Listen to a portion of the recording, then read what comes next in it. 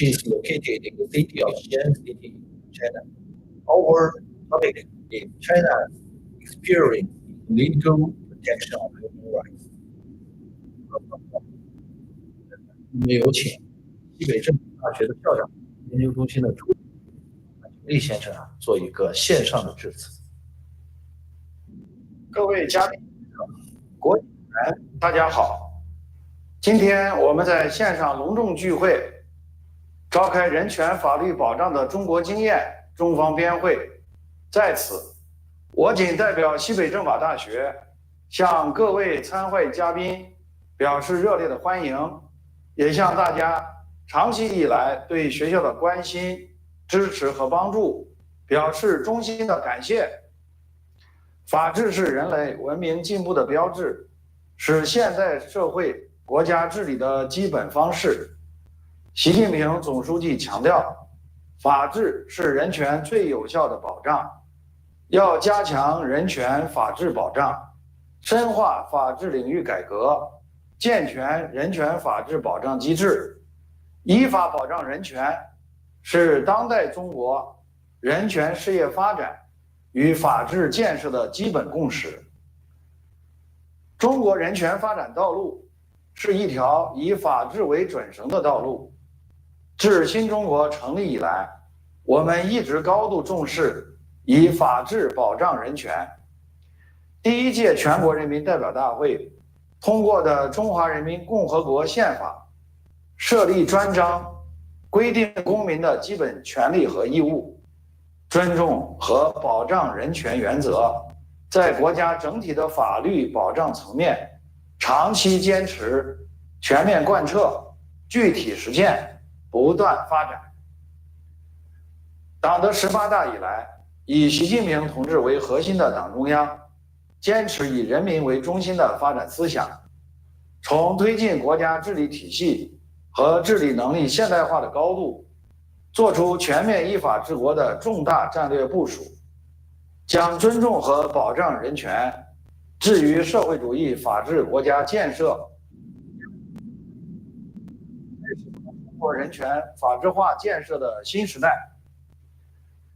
在推进我国人权事业发展的实践中，我们把马克思主义人权观同中国法治建设实际相结合，同中华优秀传统文化相结合，从编纂民法典到全面实施法治政府建设实施纲要2021至2025年，从坚定不移推进司法体制改革到全面推进法治社会建设，中国的人权法治化保障取得巨大成就，中国人民的各项基本权利和自由得到更加切实保障，体现人民利益，反映人民愿望，维护人民权益，增进人民福祉，落实到全面依法治国各领域全过程，走出了一条顺应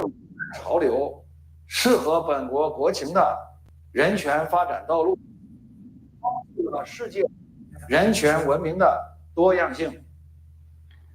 习近平总书记强调，世界上没有放之四海而皆准的人权发展道路，人权保障没有最好，只有更好。希望通过今天的编会，让国际社会更加客观而全面地了解中国推进人权事业的努力、成就、困难和挑战，通过真诚对话、相互交流，推进人权事业的经验。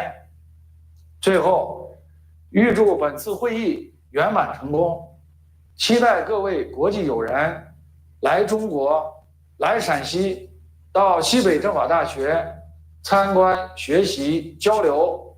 谢谢大家。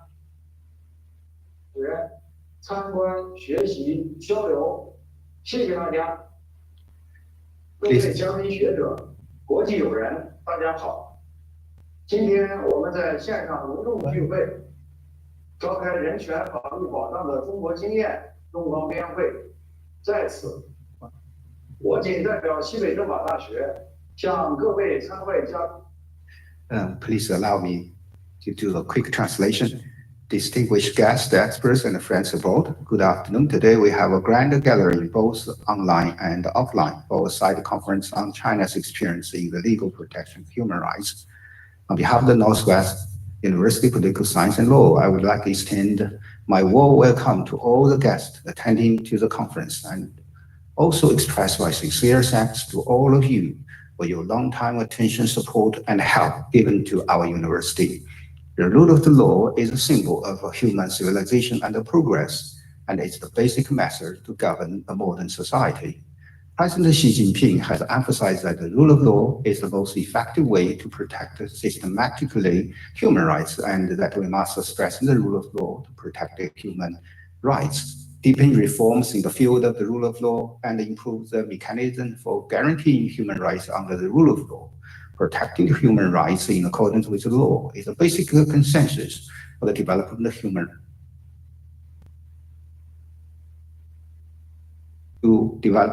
rights is one based on the rule of law. Since the founding of the People's Republic of China, China has attached great importance to protecting human rights by the rule of law.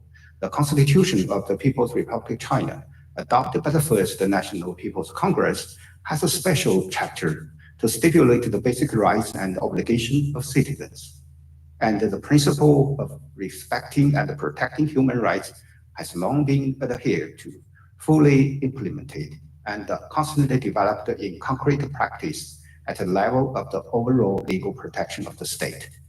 In the practice of promoting the development of China's human rights cause, we have combined the Marxist concept of human rights with the practical construction of legal institutions in China, and the excellent Chinese traditional culture, from the compilation of the civil code to the full practice of the implementation outline for the construction of the law-based government, from unswervingly advancing the reform of the judicial system to comprehensively promoting the construction of society under the rule of law.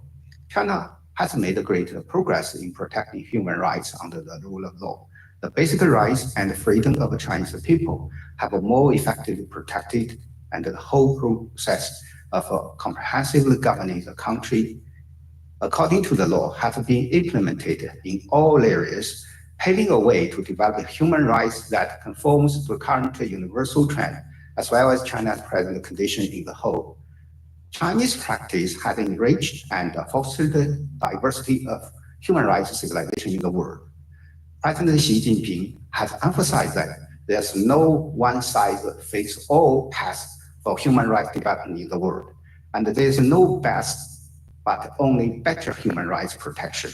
It is hoped that today's side conference will enable the international community to gain a more objective and comprehensive understanding of China's efforts, achievements, difficulties, and challenges in advancing cause of human rights, and to share with each other their experience in advancing the cause of human rights through sincere dialogues. Finally, I wish this conference a great success and look forward to friends abroad coming to China, coming to Xi'an, Shanxi, and coming to Northwest University Political Science and Law to study and research. Thank you very much. 感谢老师这样一个宏深的一个翻译啊。接下来呢，我们今天呢，一共有线上线下我们一共有8位发言嘉宾啊。首先有请我们今天的第一位发言嘉宾，first speaker， 还是我们的潘老师Professor Pan Jun， 有请潘老师。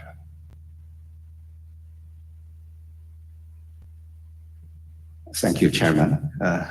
My topic is China's approach to have a better life of fish or fishing rod or both. There's a Chinese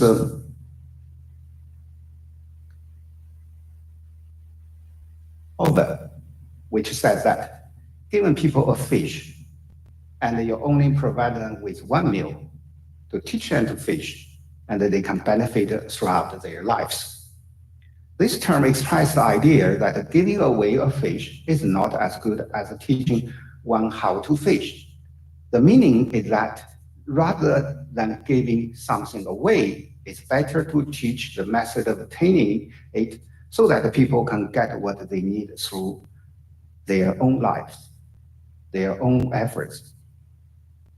It implies that once objective is established, the method of achieving it becomes most important, and that the effective way of helping and mentoring people in the long term is to encourage them to be self-supporting. In short, giving a man in need a fish rod is better than just giving him a fish. The proverb implies the philosophy and beyond in Chinese people's improvement of their living standards. In 2017, Chinese President Xi Jinping pointed out that the principal contradiction in the new era is the contradiction between unbalanced and inadequate development and the people's ever-growing needs for a better life. A better life is the main goal for today's Chinese people. To realize the goal, Chinese philosophy indicates that fish and the fishing rod are equally important. What is the fish? Reinforce the groundwork for human rights.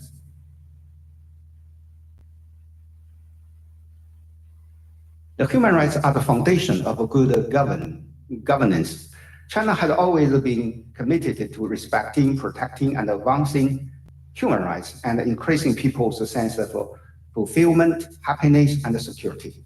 The route to moderate prosperity has reinforced the groundwork of human rights, providing a solid material foundation for protecting and developing human rights.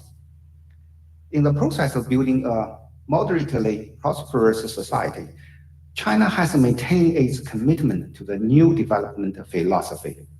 The economy had achieved long-term rapid growth, and the basic needs for over 1 billion people have been met.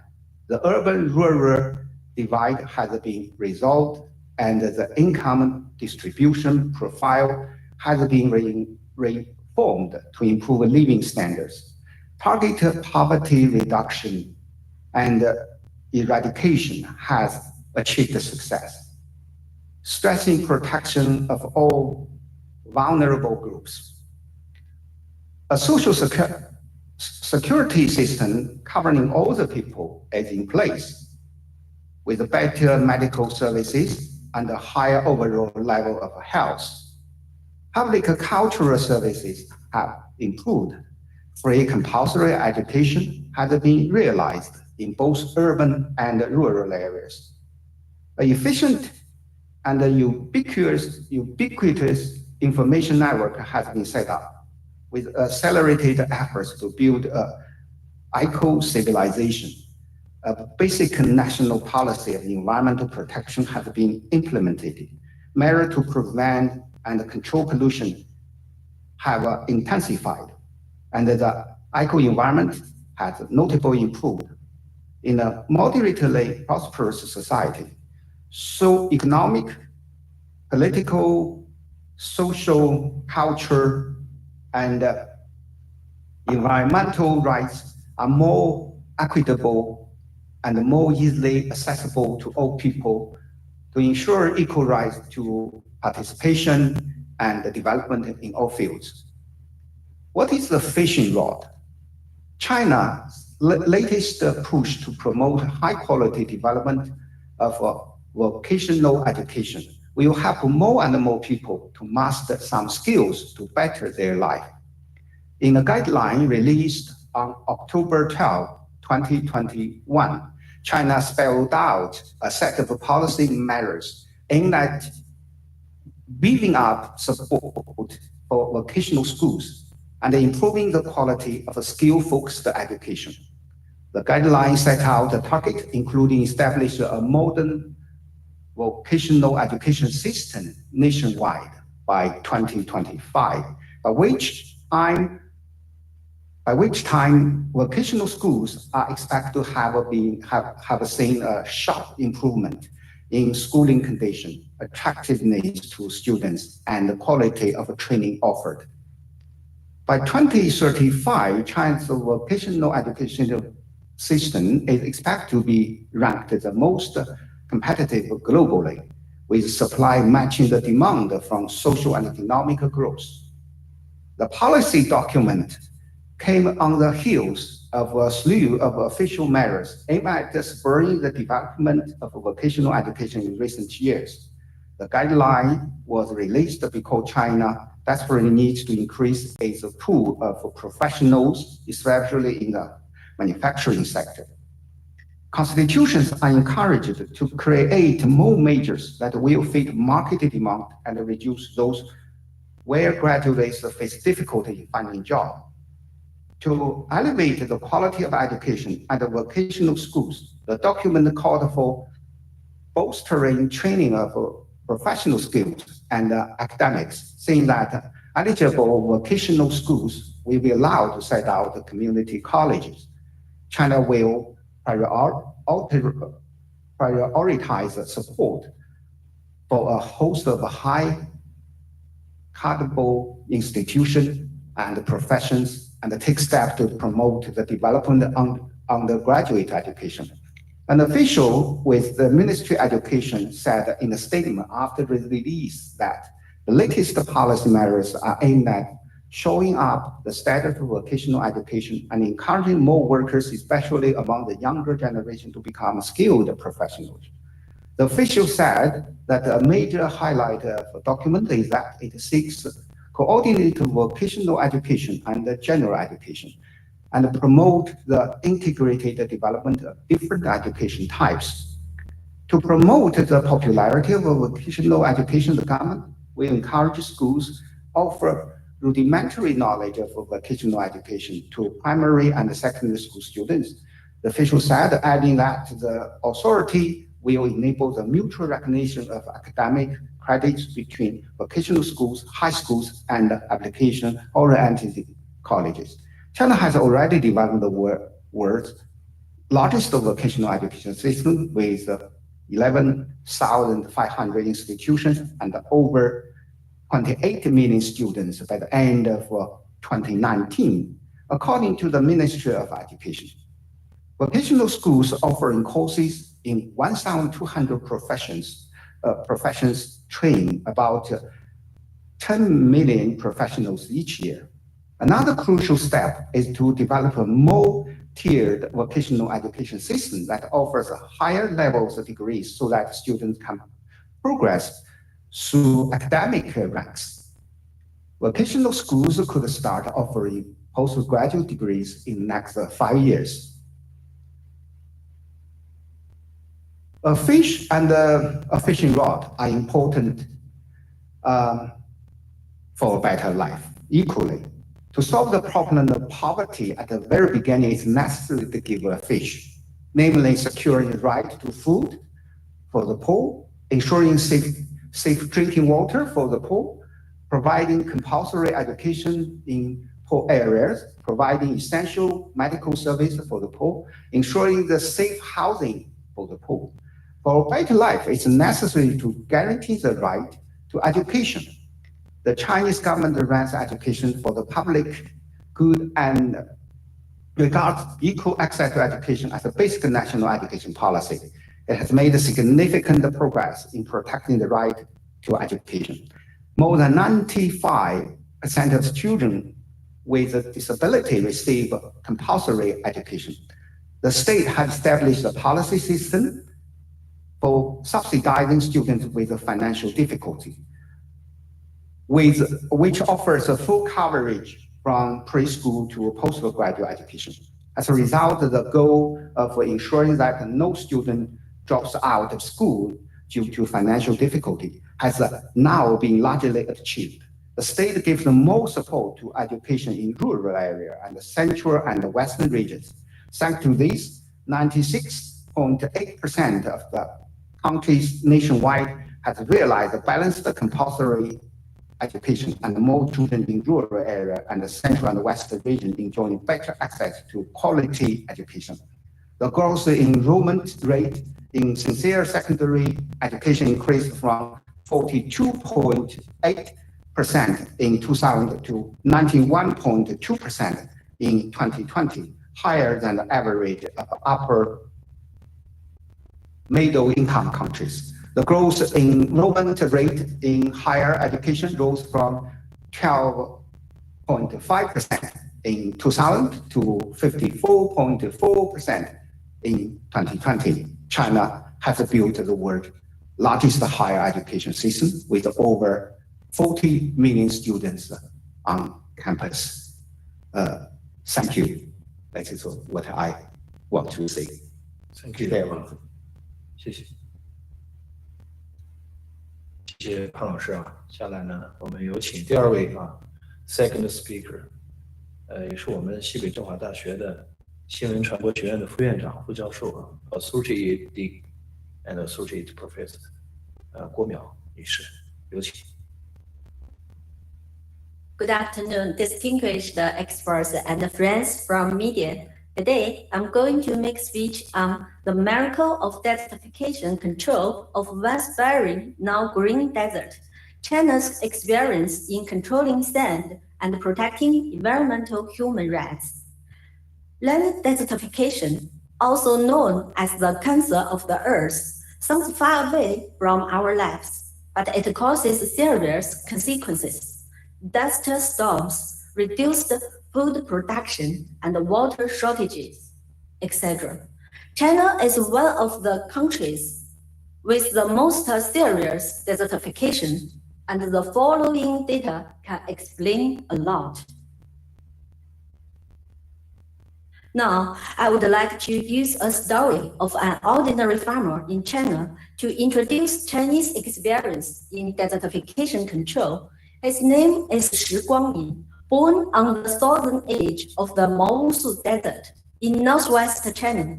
In the Mongolian language, Maowusu means land without grass. Residents in Shi's hometown had long been plagued by heavy winds, floating sand, and barren land, mainly and villagers per year. Either blown down by the wind or buried by the wind. At that time, the phrase, "the ground is potholed, the hay lofts are in shambles, and every family is poor," as living conditions before 1950. To move his family 9 times to escape the sand, witnessing the sand attack on his home made him a special from a young age, and at the age of 20, he joined the CPC and was later elected as a team leader. While fighting desertification, she had also tried to help families in circumstances and bring benefits to local residents. And he realized that once trees can be planted, the sand will be controlled, and the crops will not be. Villagers can have food to eat and live. At the beginning of 1980, after China rolled out policies to encourage individuals to sign contracts with the government to combat desertification, she entered into a contract with the local government for desertification control of 3,500 acres of land and set up China's first farmers joint stock sand control company. In 1985, he continued to contract barons in order to find people who are willing. He posted a recruiting poster in front of the state-owned grocery. Luckily, 127 farmers from Ningxia in the Mongolian and Shanxi joined him. Due to the lack of technology and experience, their tree planting plans 1986 and 1987. In 1988, after acquiring and adopting scientific methods, Shi and his team set up 800 kilometers of sand protecting barriers, and eventually brought the survival rate of the sampling they planted above 90%. Since then, she has been firmly believed that planting trees to control sand will be helpful. Over the decades, he has contracted to manage 250,000 acres of land and wasteland and planted more than 53 million trees, making him the first Chinese citizen to be awarded the honor of National Hero of Desertification Control. He and grandson is also called Ranger. In China, there are also heroes like Zhang Yinglu, who are willing to devote to the cause of afforestation and sand control. Today's Maosu Desert has seen a grass and forest coverage of nearly 80%, extending Shanxi's green map 400 kilometers to the north, which has been a Chinese miracle of making barrens into oases. Since 1978, the government has implemented the 3 North Shelter Forest Program, Returning Farmland to Forest Program, Natural Forest Protection Program, Beijing, Tianjin Sandstorms Controlling Projects, and made a holistic approach to the conservation of mountains, rivers, forests, farmlands, lakes, and grasslands, making 8.6 million acres of quicksand all fixed or semi-fixed. This project has not only created an ecological miracle, but also created social, industrial, and economic benefits. Data has shown that Yulin City has built 16 suburban forests and ecological parks, as well as 6 nature reserves. The number of sand and dust weather per year has been reduced from more than 100 days to 10 days, and the habitat and the living environment has been improved significantly.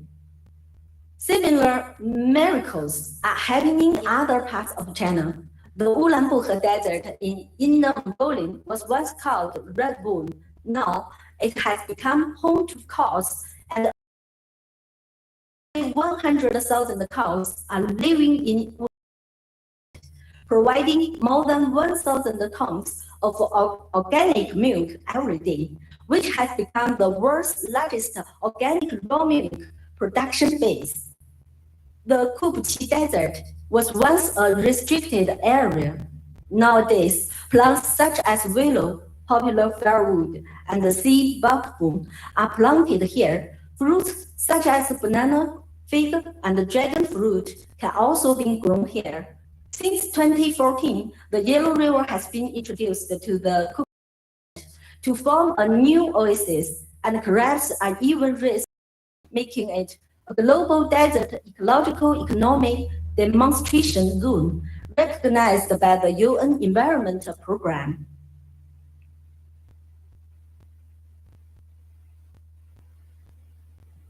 Akasu region of Xinjiang is located at the northern edge of the Taklamakan Desert, and the desert is only 6 kilometers away from the Akasu city and is approaching the city at a rate of 5 minutes per year.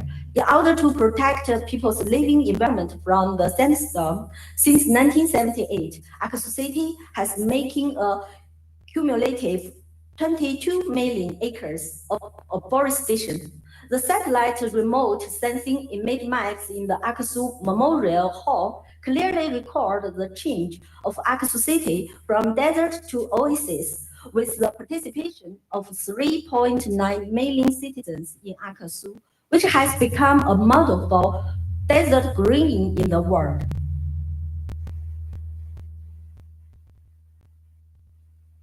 China has not only realized the historic transformation of making once barren desert now green, but has also created a pattern of sand control and prevention with Chinese characteristics that is also in line with the national and the local conditions. The Chinese government has been making efforts to meet people's growing needs for a beautiful ecological environment through its environmental policies and legislation. Taking desertification control as an example, China has introduced a series of guiding opinions, regulations, and relevant laws.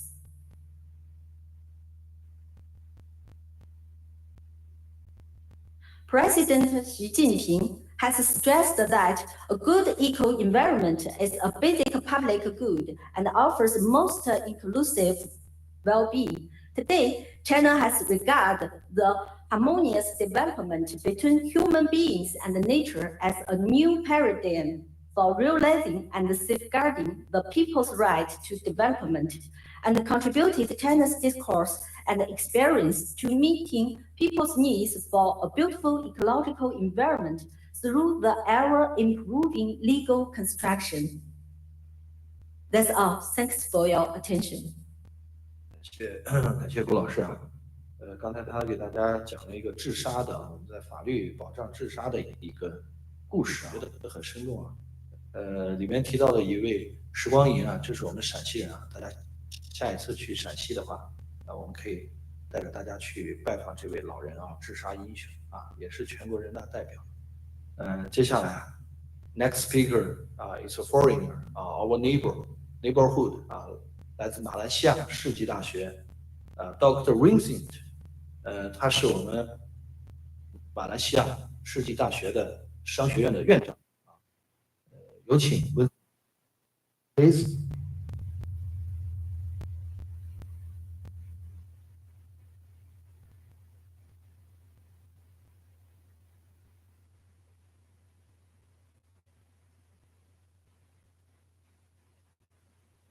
这是的，就是没开声音还是没开图片？好了。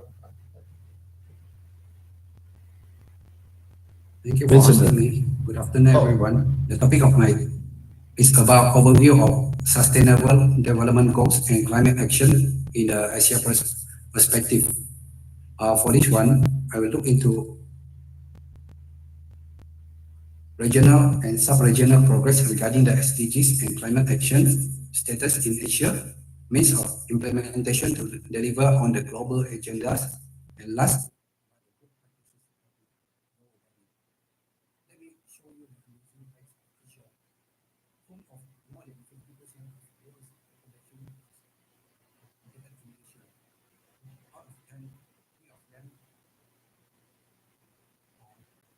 the largest economy belong to Asia, specifically in China, Japan, India, and the rest more.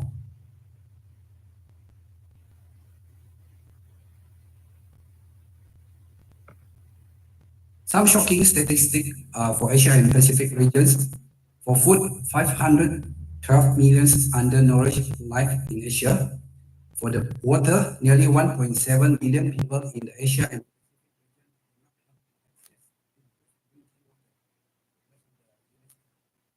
nearly 420 million people who uses modern energy, form of energy. What is the progress of this energy sustainable development goals implementation?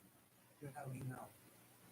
From 2000 up to 2030, we are aligned with all the SDG. So, along with the SDG 1, no poverty, 2, zero hunger, SDG 3, good health, 4, quality education, 5, children's equality, 6, water, 7, energy, 8, national and economic growth, 9, industry, innovation and infrastructure, 10, reduce inequalities, 11, sustainable cities, 12, responsible consumption and production, 13, climate action, 14, life near water, 15, life on land, peace and justice.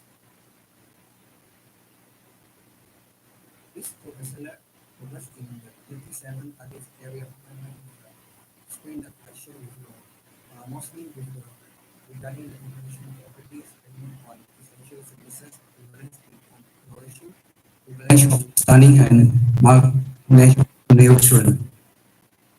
The highlighted in the color and also the domestic material consumption, material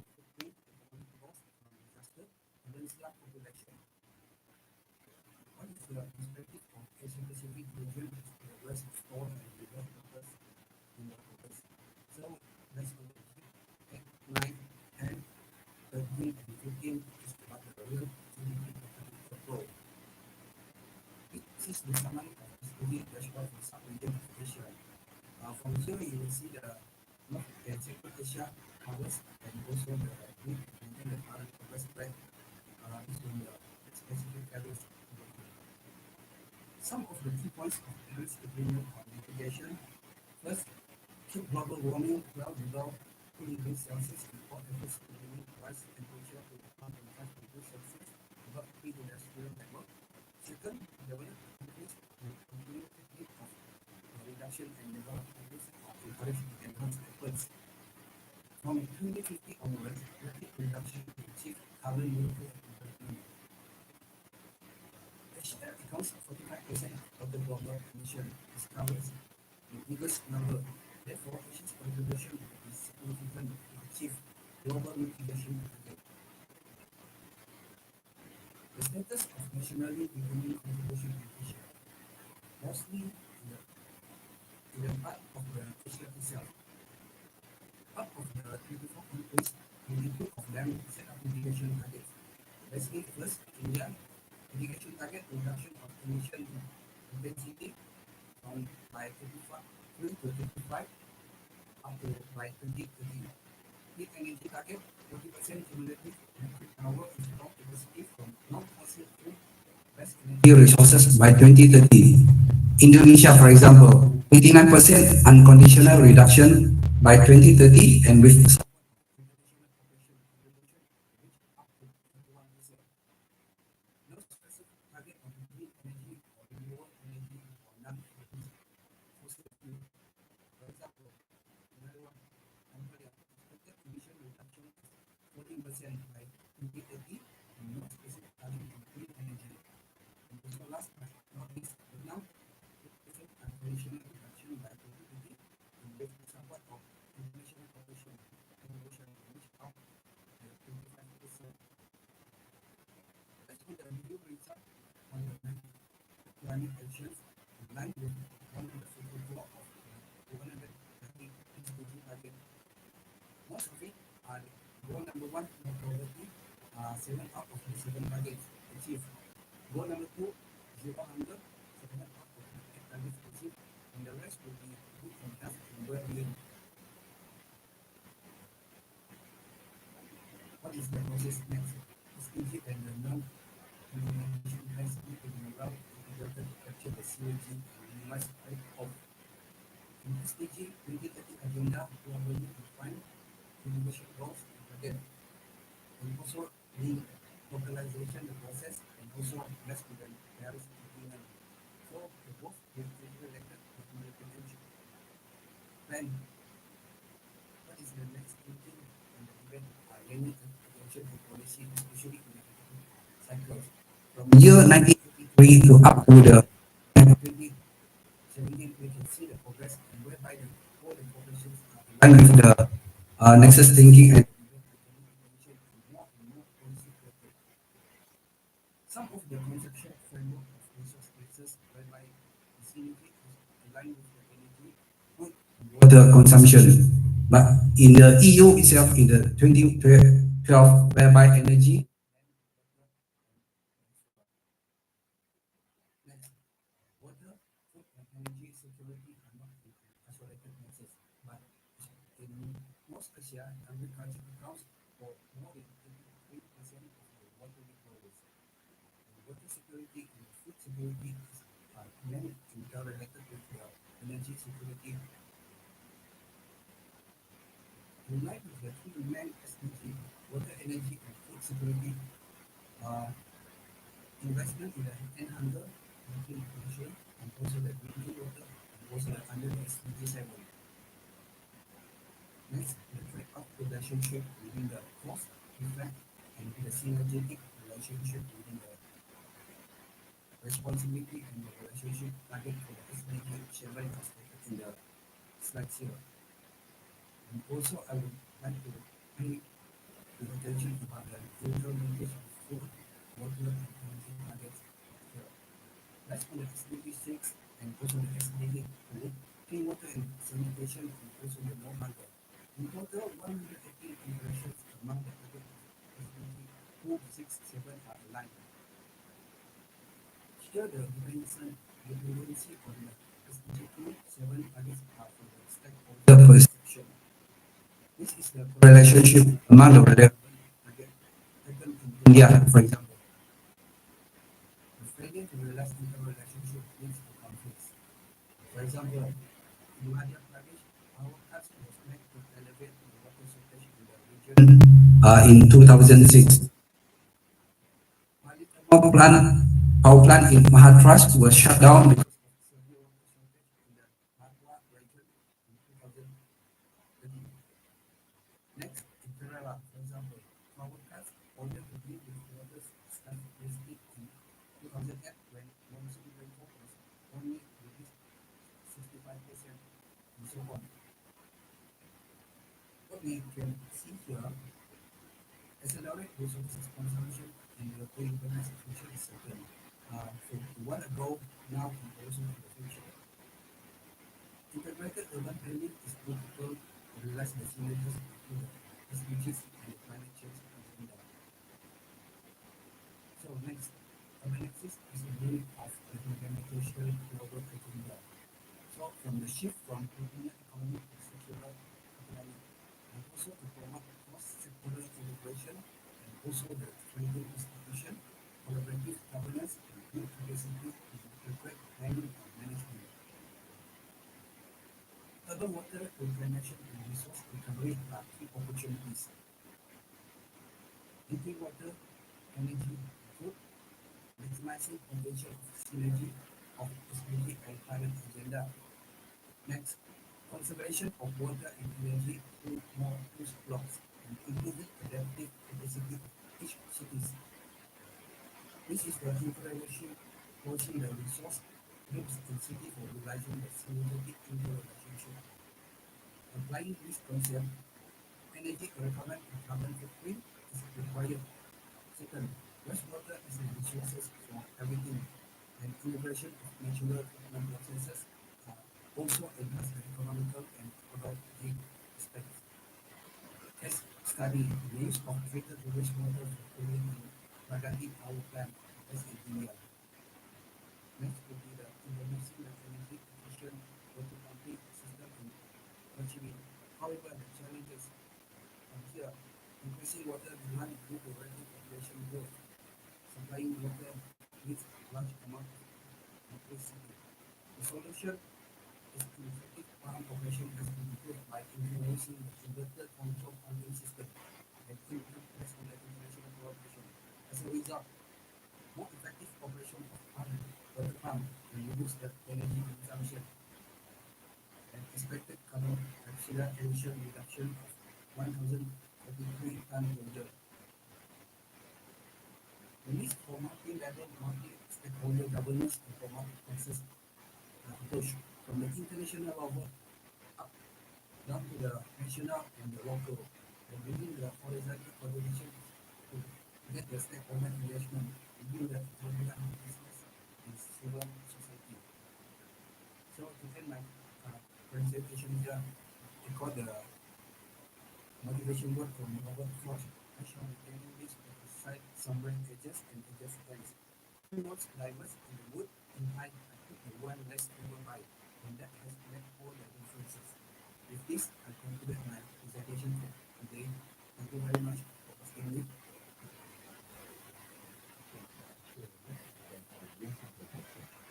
它是围绕着亚洲可持续性发展目标，其实对于这种产业是非常丰富和深的，期待我们这个有机会呢，在南西亚世纪大学交流，把这个作为大家分享这个相当为主。接下来 next speaker is 也是 our colleague， 是我们悉尼政府大学研究中心的莫伊博士老师。他在您的题目呢，也是一个很热点的问题，我们的团体对回忆行动相关。有请两位人。Good afternoon, everyone. I'm Yang Bowen from Human Rights Research Center in the university. And firstly, I want to extend my sincere thanks to the UN Human Rights Council and the Secretary of advisors, for providing this platform. Today, I'm here to discuss how our Constitution guides our fight against terrorism.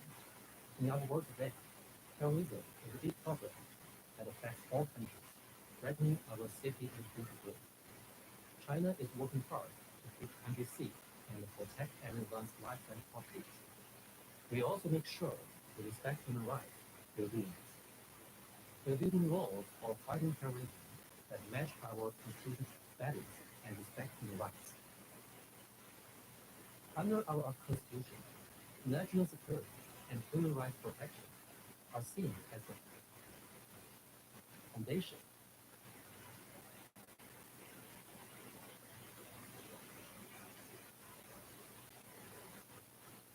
of how we run.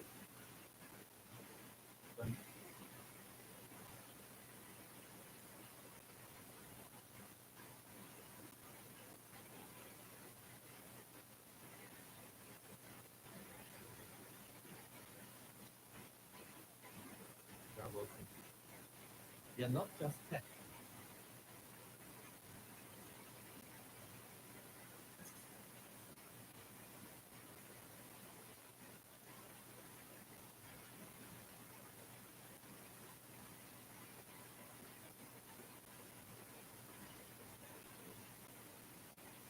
They are not just tests given to us by the Constitution, but also key to advancing society and looking after our citizens' welfare.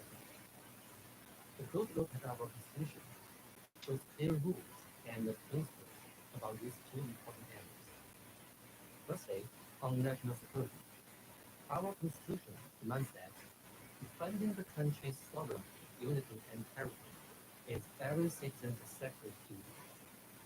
This principle underlines national security as a top legal priority, laying the groundwork for our fight against terrorism. It points out that keeping the state safe from terrorism is crucial for our citizens' normal lives and social security. Secondly, our Constitution is just as committed to human rights, ensuring citizens have many fundamental rights. These rights are not only stated in theory, our laws and courts protect them in practice. In fighting terrorism, the Constitution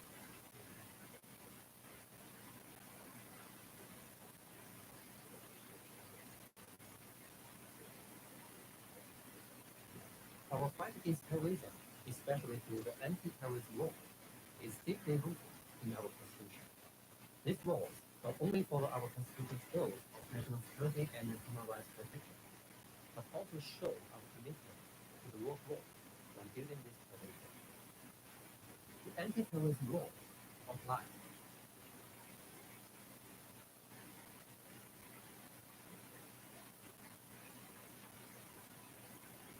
with other countries. All these elements are guided by Constitutional goals of existing prevention.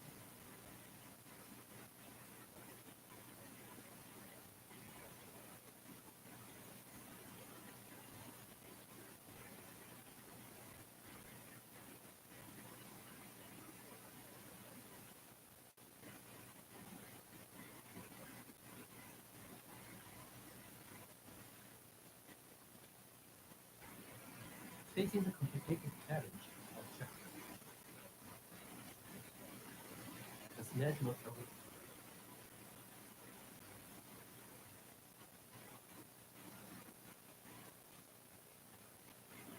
working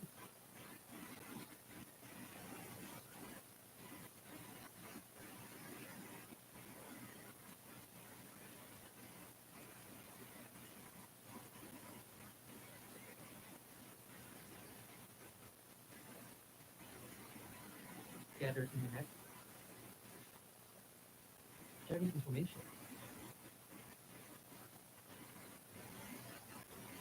in our actions, and stepping up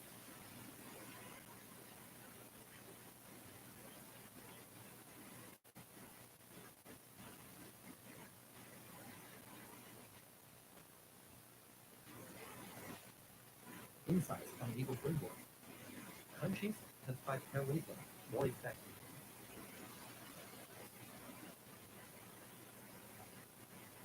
This teamwork must respect,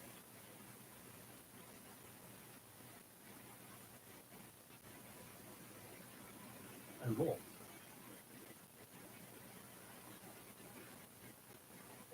Make sure we don't step on the fundamental rights. To reach this goal, the global community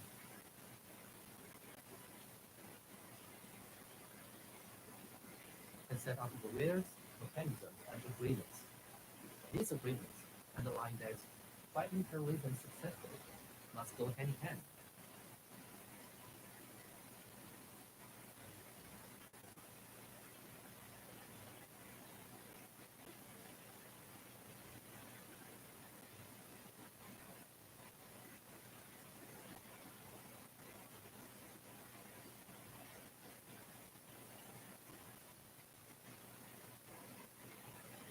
Acting human rights. As part of the global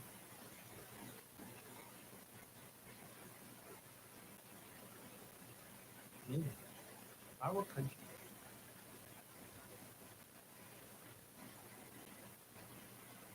has actively joined the international efforts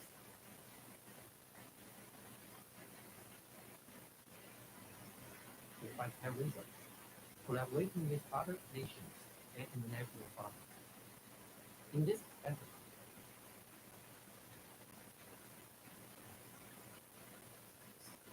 China has been careful to balance its counterterrorism work with protection of human rights, making sure our actions align with both our national law and international commitments. In our international collaborations, China offers fair and reasonable global counterterrorism approach.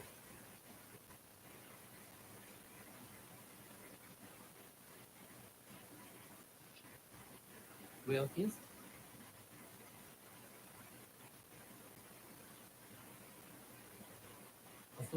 associating terrorism with any particular ethnic group or religions, aiming to prevent discrimination.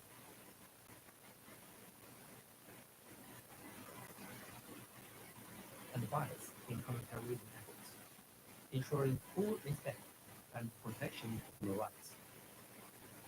In conclusion, I want to highlight that our country has always formed our constitution in the approach to counterterrorism with a strong focus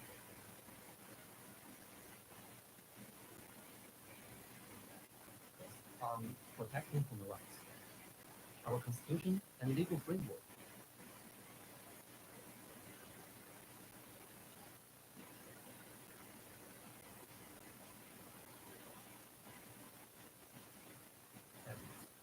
ensuring that will we work to protect national support, the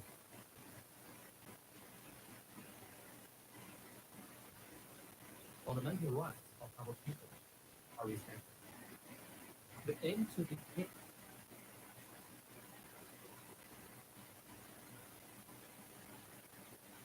in our collaboration with partners both within our own country and around the world to promote global protection of human rights will be better terrorism.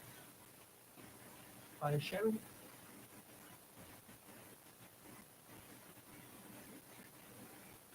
our experiences, learning from each other and working together, we can face the challenges of terrorism more effectively.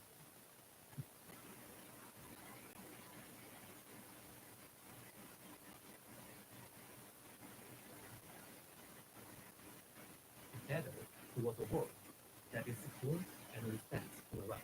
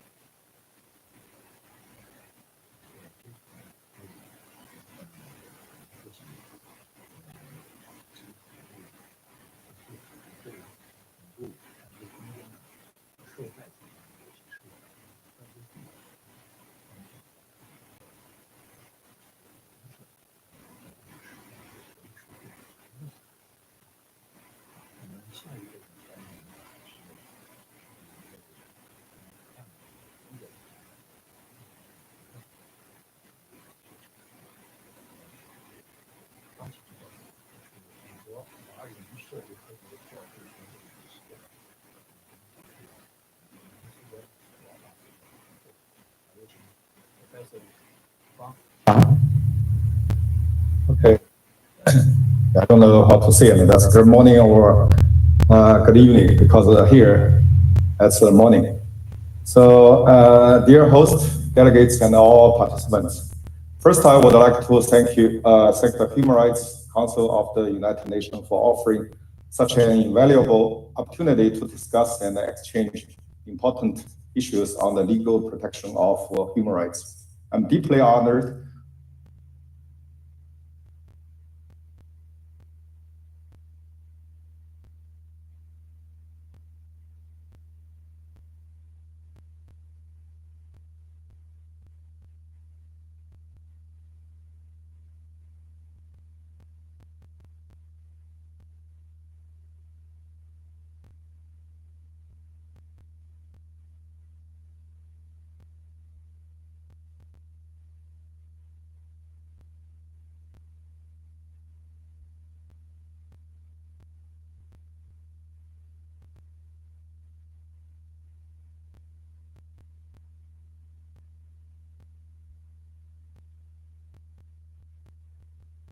to be here in the dynasty and the Republican period.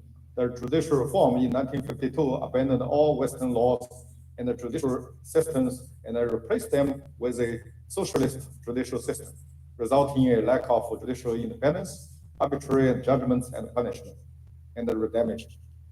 In the wake of the tragic and arguably lawless Cultural Revolution, many Chinese leaders who have been attacked during the Cultural Revolution, such as Deng Xiaoping and Peng Zhen, determined to launch the third judicial reform after 1978, which restores professional judges and lawyers, abolishes torture, and promulgates hundreds of important new laws, including civil law, criminal law,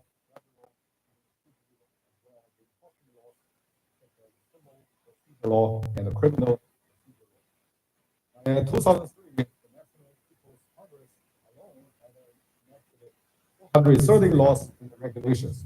The State Council and the local People's Congress had passed 909,000 laws.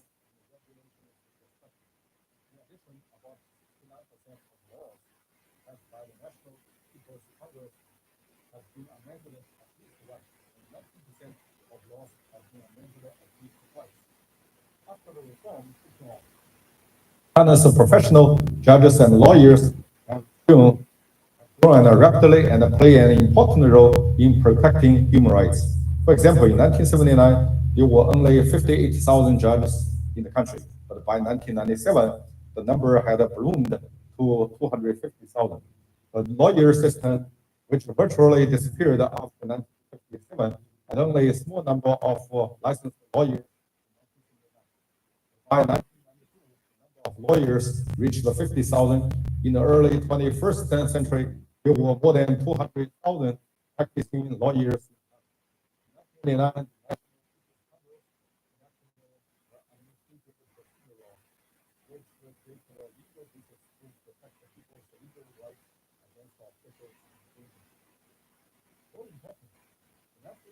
Constitution restored many citizens' rights and obligations stipulated in the 1954 Constitution. In 1997, President Johnson announced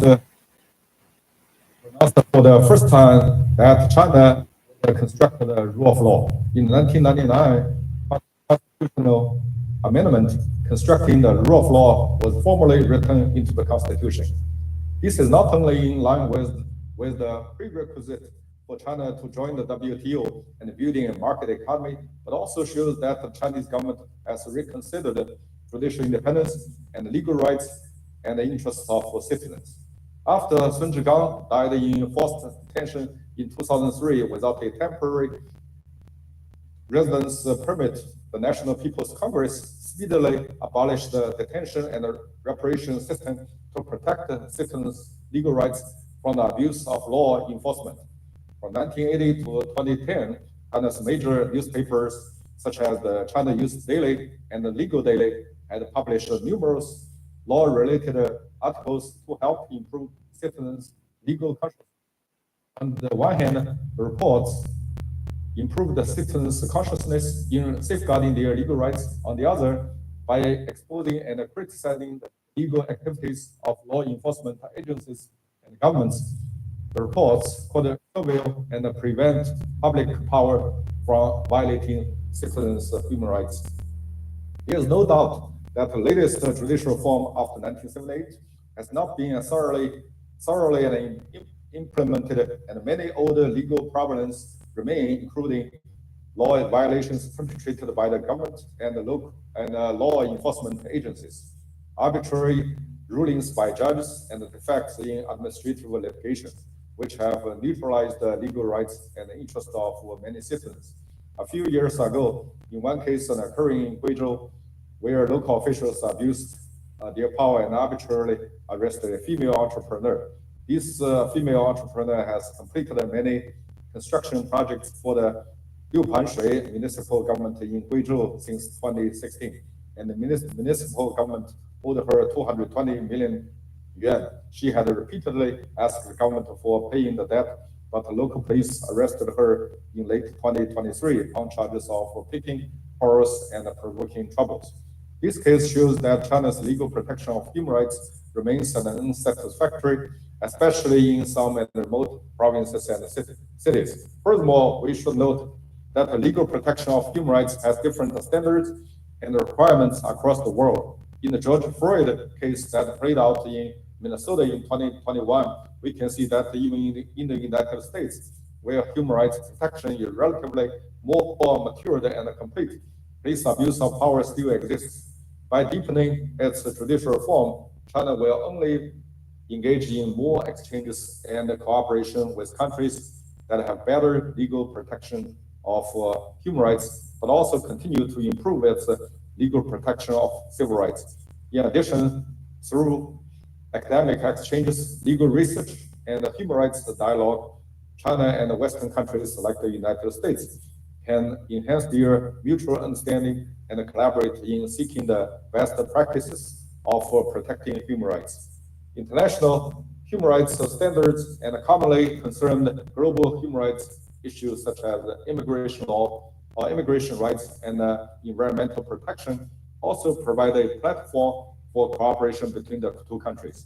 With more comparisons and exchanges, China and the United States will be able to deepen their mutual understanding of human rights protection. Finally, I would like to take this opportunity to appreciate the organizers and all participants once again. Through our joint efforts and exchanges, we will not only enhance our understanding of the process in the legal protection of human rights, but also pave the way for our future cooperation and improvement. 45 years after China's reform and open policy, China has made progress in legal protection of human rights. In the meantime, today's dialogue among scholars from different countries helps us see the differences in concepts and the practices among different parties. These differences both pose challenges and offer opportunities for our common progress. So long as China and the United States continue their dialogue and cooperation and learn from each other with an open and inclusive mind, both countries can help promote the legal protection of human rights around the world. Thanks again to everyone for listening and participating. I look forward to continuing this innovative and encouraging conversation with you in the future. Thank you. Thank you, Professor Fang。特别感谢啊，方教授。首先回应一下你，我们这里现在是 afternoon 啊，但是马上就要 evening 了，时间。也是感谢您对我们中国啊，因为您本身在中国出生长大又求学，然后呢，现在呢又在美国从事教职啊，所以您对中美的很多情况都很熟悉啊，也希望您这个感谢对中国尤其是改革开放45年以来的这个人权法律保障的工作的肯定，也期待您对中美两个国家民间学界的友好继续努力啊，感谢方教授。谢谢马老师邀请啊，谢谢好的，各位。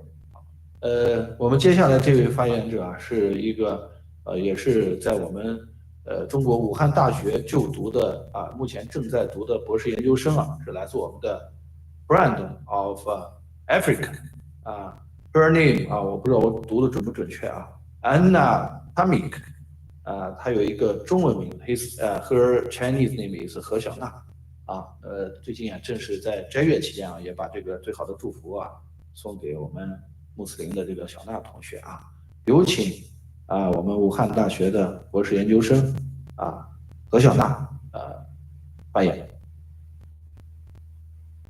好，谢谢马老师，女士们、先生们 ，Ladies and gentlemen, Mesdames et messieurs.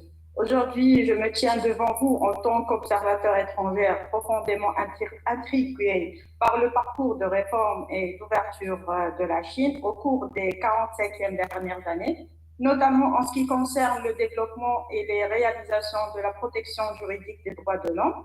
Alors que nous nous lançons dans cette exploration, je vous invite à me joindre dans un voyage complet qui couvre les complexités, les défis et les triomphes de l'évolution des droits de l'homme en Chine, guidé par bien sûr mes observations et mes idées en tant qu'étrangère.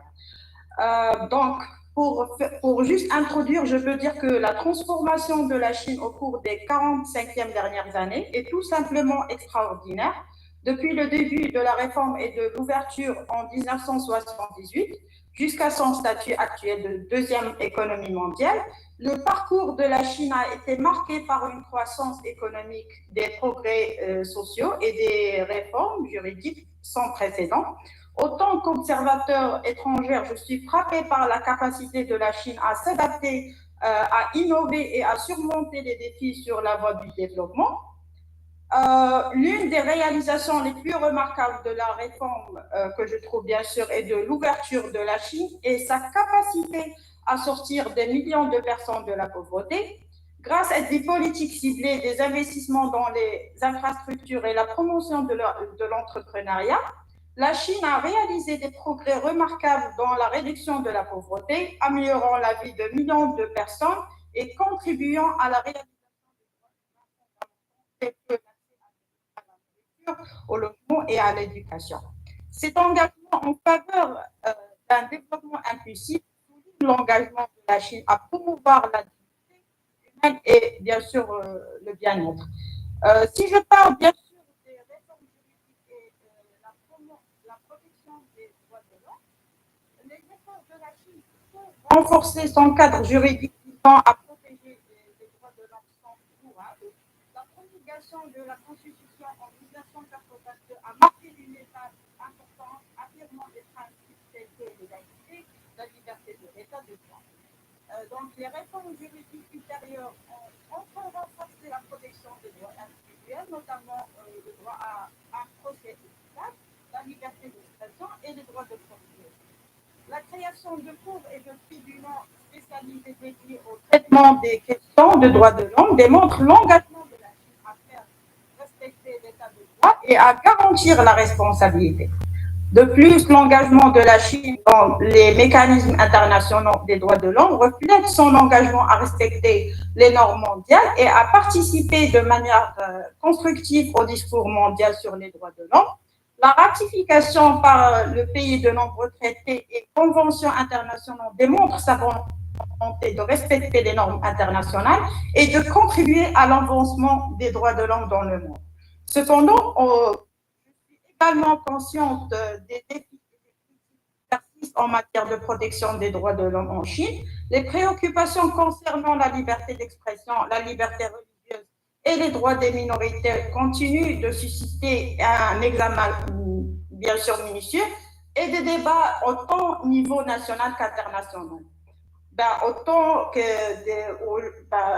qu'étrangère, il est essentiel pour nous d'aborder ces questions avec humilité, empathie et bien sûr, je peux dire que ceci constitue un véritable désir pour comprendre les complexités du contexte historique, culturel et politique de la Chine. En outre, il est important de reconnaître le contexte culturel et historique unique dans lequel la Chine opère, tant que l'une des plus anciennes civilisations du monde. La Chine possède un riche ensemble de traditions, de valeurs et de systèmes de gouvernance qui façonnent son approche des droits de l'homme. L'accent mis sur l'harmonie sociale, le bien-être collectif et le progrès progressif reflète une perspective unique profondément enracinée dans la culture chinoise. Ben, si je peux donner mon point de vue, je peux dire que je suis profondément intriguée par le parcours de réforme et d'ouverture de la Chine et par ses efforts pour renforcer la protection juridique des droits de l'homme, même si ces défis subsistent, notamment dans des domaines tels que la liberté d'expression et les droits des minorités, les progrès de la Chine sont indéniables. L'engagement du pays en faveur de la réduction de la pauvreté, du développement économique et de la réforme juridique témoigne de sa résilience, de sa capacité d'adaptation et de son dévouement à la promotion de la dignité humaine et du bien-être. J'espère à l'avenir que probablement la Chine va continuer de s'engager avec la communauté internationale et de favoriser le dialogue et aussi répondre aux préoccupations afin d'assurer la protection et la promotion des droits de l'homme pour tous ses citoyens. En conclusion, je peux dire que l'expérience de la Chine dans le développement et la réalisation de la protection juridique des droits de l'homme au cours des 45e dernières années est un voyage aux multiples facettes caractérisé par des progrès, des défis et des opportunités. Et bien sûr, je suis inspirée par la résilience, l'adaptabilité et l'engagement de la Chine en faveur de la dignité humaine, de la justice sociale et du développement durable. Bien, continuons à soutenir et à dialoguer avec la Chine alors qu'elle apprend les complexités de la protection des droits de l'homme et œuvre en faveur d'un avenir meilleur pour tous. Thank you very much for listening. Merci pour votre attention. 谢谢小娜同学啊，谢谢。小娜是刚才忘介绍了，是我们摩洛哥的，摩洛哥现在在武汉大学留学的博士研究生啊。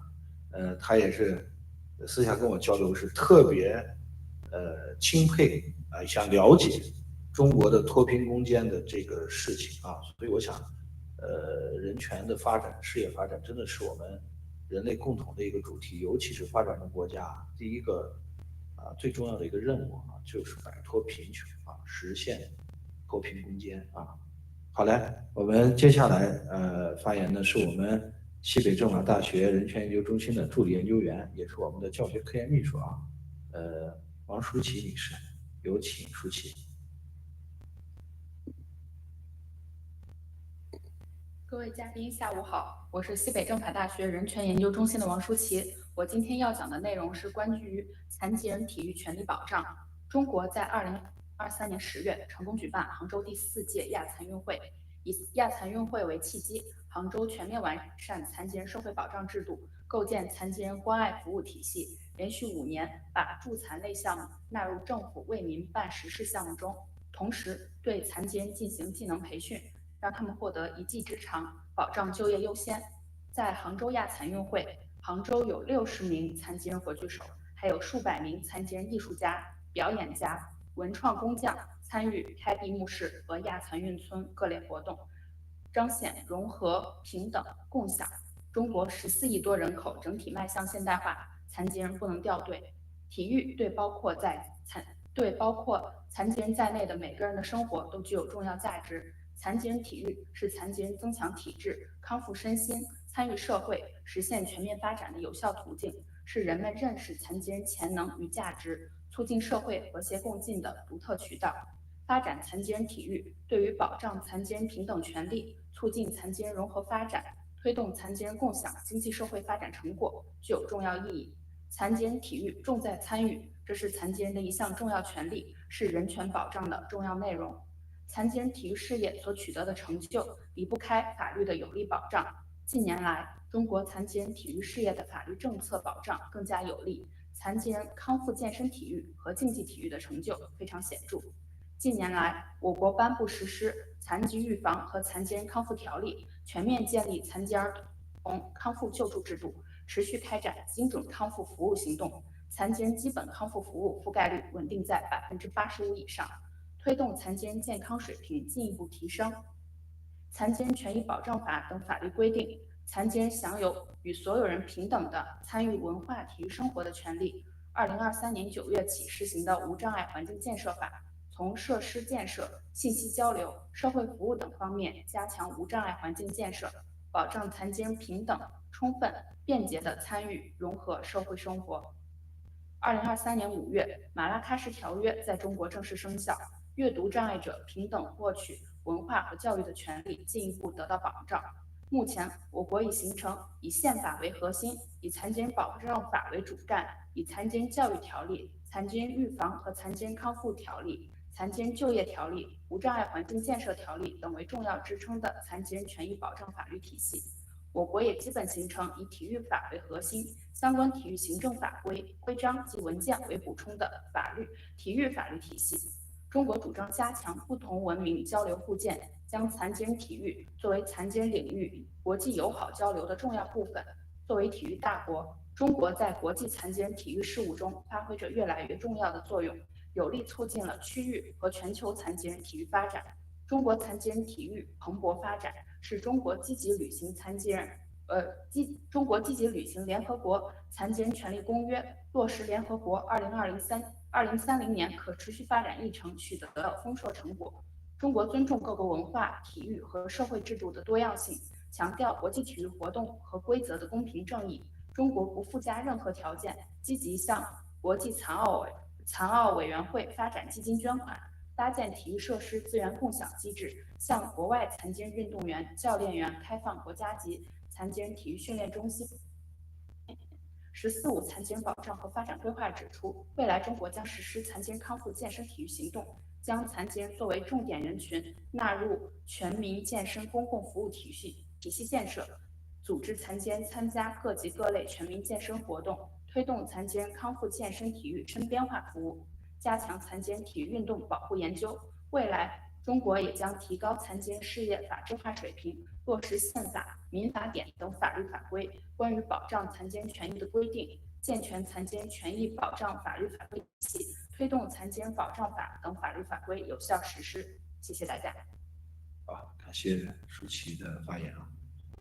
残疾人包括我们的儿童、妇女啊这些特殊群体啊，也是我们中国人权保障特别关注的一个部分啊。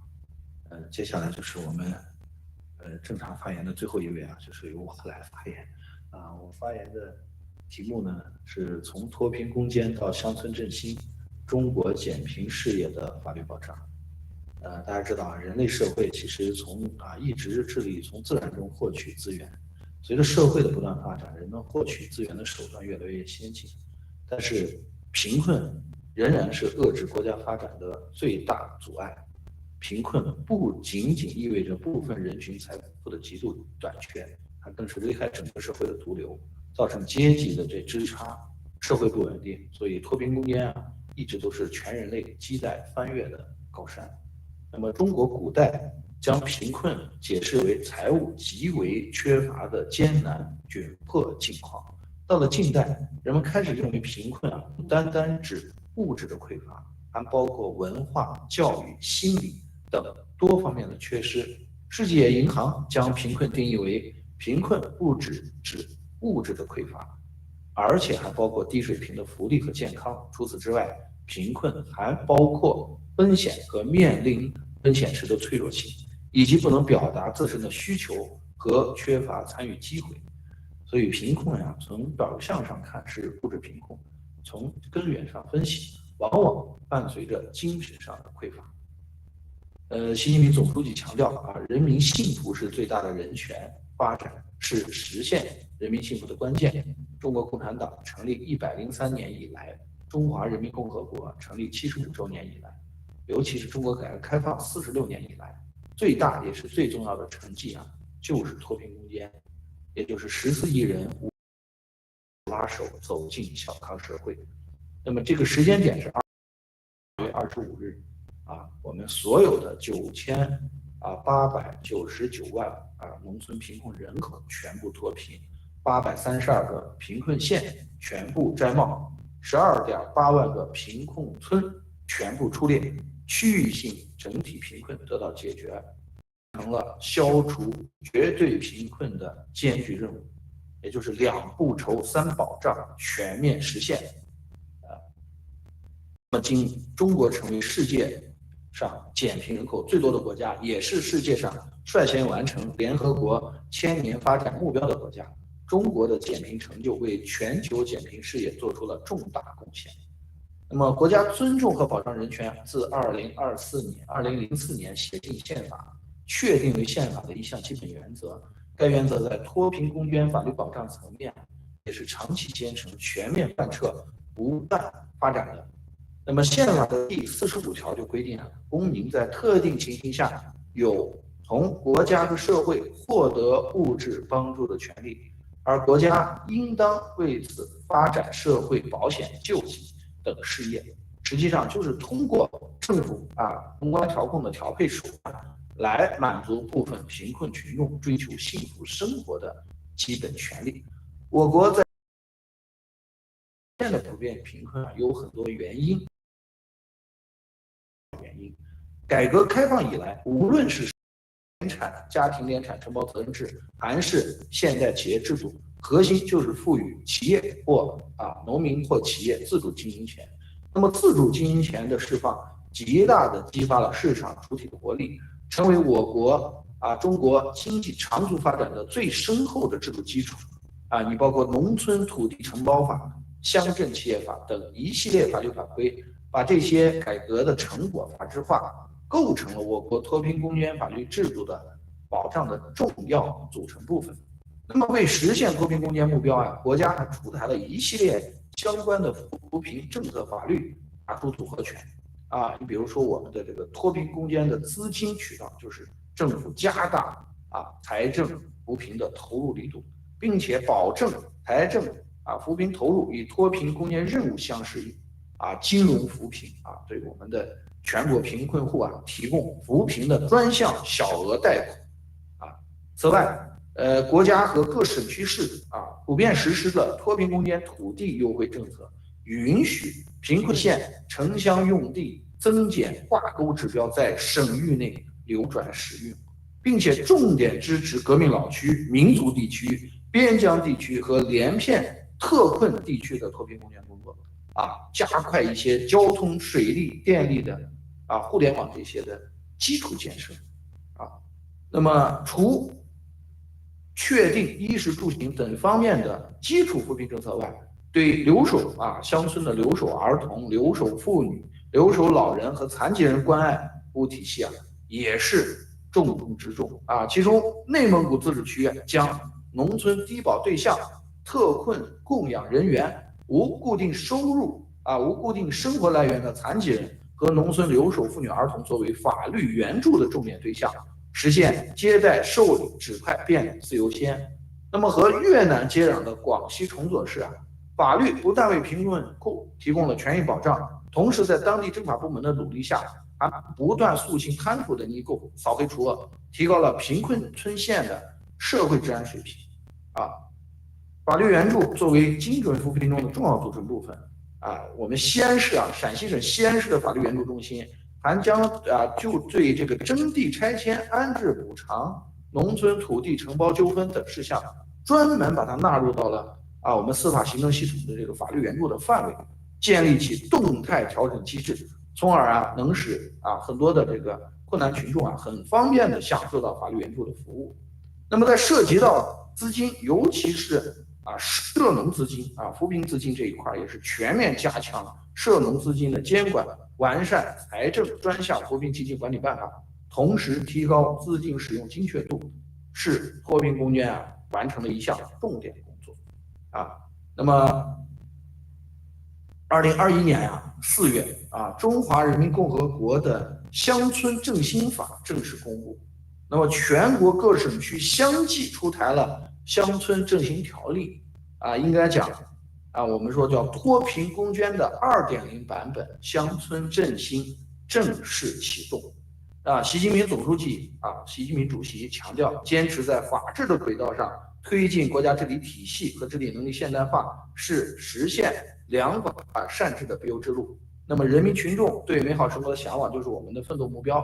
我想中国持续为乡村振兴中国式现代化提供源源不断的提供法律保障的这样的故事每一天都在我们的神州大地不断呈现，也欢迎世界各地的朋友到中国各地走走看看，特别也欢迎刚才我们校长也提出邀请欢迎大家到我们陕西13朝古都西安来我们西北政法大学参观考察我的发言就到这儿，谢谢各位。